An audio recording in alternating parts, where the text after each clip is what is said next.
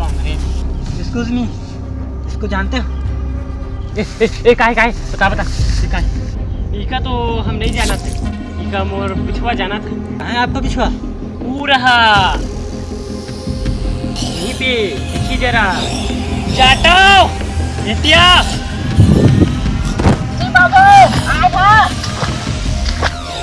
तुम लोग इसकी जगह खेत में पुतला भी तो खड़ा कर सकते हो। हाँ हाँ, पुतला भी खड़ा कर सकत हन। जिंदा आदमी एक पाके हमन खड़ा कर थन कि हमार फसल है सुरक्षित रहे। बता जी बता।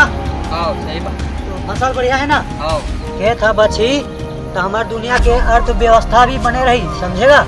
लेकिन धूप और बारिश में उसकी मौत भी हो सकता है। हमारा तेल मारन दे, फसल है बर्बाद हो जाते तो दोबारा नहीं होए।